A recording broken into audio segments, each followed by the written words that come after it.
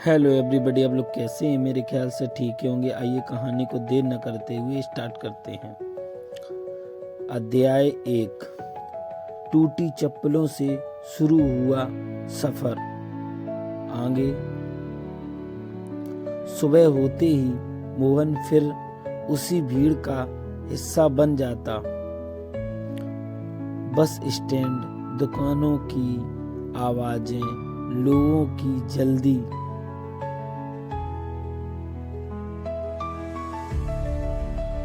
सब कुछ तेज था, बस उसकी जिंदगी नहीं। वह जानता था अगर एक दिन भी रुका तो हालात उसे पीछे खींच लेंगे।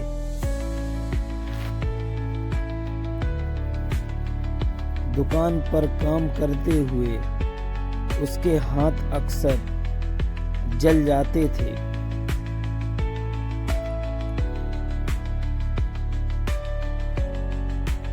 कभी गर्म बर्तन से, कभी तीखे शब्दों से, लेकिन उसने दर्द को शब्द देना छोड़ दिया था।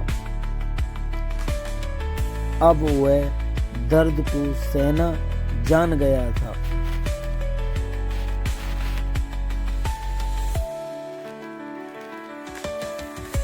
कई बार जब ग्राहक उसे ध्यान से देखते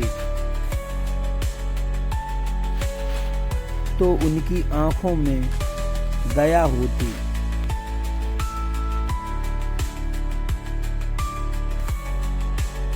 मोहन को वह दया सबसे ज्यादा चुभती थी। वह नहीं चाहता था कि लोग उस पर तरस खाएं।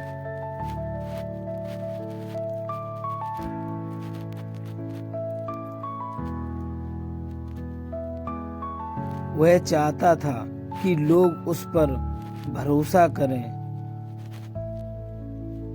शाम को लौटते समय वह रास्ते में एक छोटी सी लाइब्रेरी के बाहर रुकता।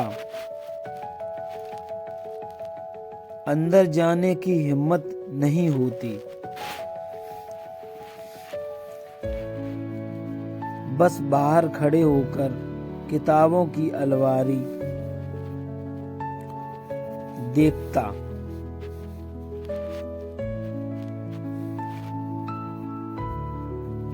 उसे लगता जैसे वे किताबें उससे कह रही हों,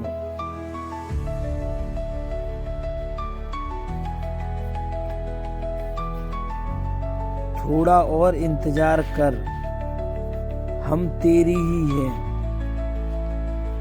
कभी कभी थकान इतनी बढ़ जाती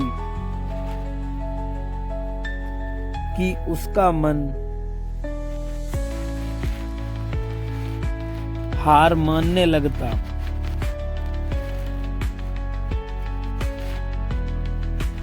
उसे लगता अगर यही जिंदगी है तो क्या सपने देखना बेवकूफी है? नहीं क्या? लेकिन उसी पल माँ की आवाज कानों में गूंज जाती। मेहनत कभी बेकार नहीं जाती बेटा। यह वाक्य उसके लिए दवा जैसा था।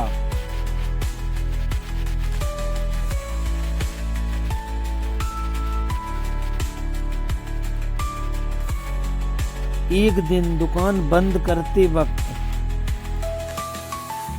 उसने अपनी टूटी चप्पलों को देखा।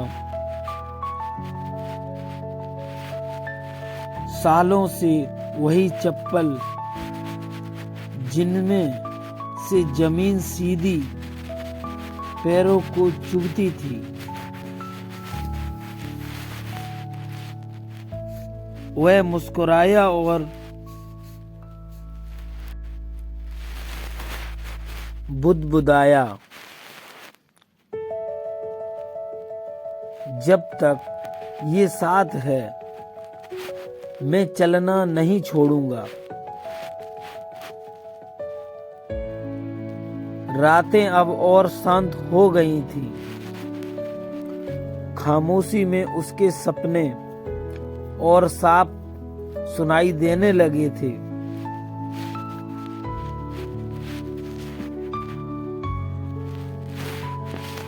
वह कल्पना करता एक ऐसा दिन जब उसे किसी के सामने झुकना ना पड़े।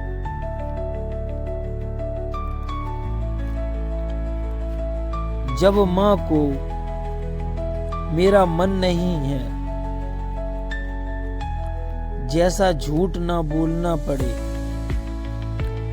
वक्त ने उसे सिखाया था कि मजबूत बनने के लिए ऊंची आवाज की जरूरत नहीं होती।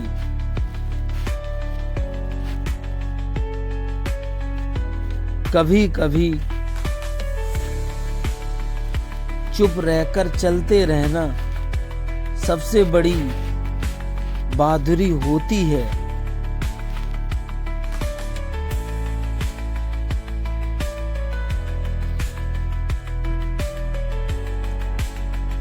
मोहन अब जान चुका था उसकी लड़ाई किसी इंसान से नहीं,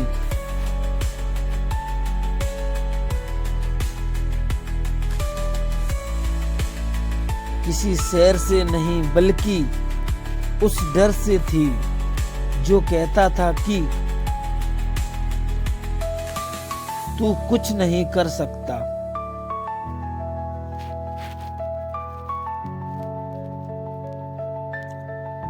और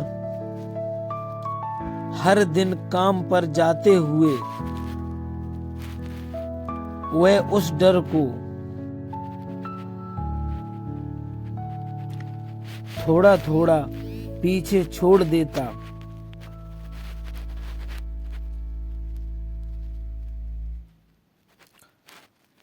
आसमान अब भी दूर था, तारे अब भी ऊंचे थे, लेकिन मोहन के कदम अब पहले से ज्यादा मजबूत थे। क्योंकि जो इंसान चुपचाप सहते हुए भी आगे बढ़ता रहता है, वह एक दिन खुद अपनी कहानी बदल देता है।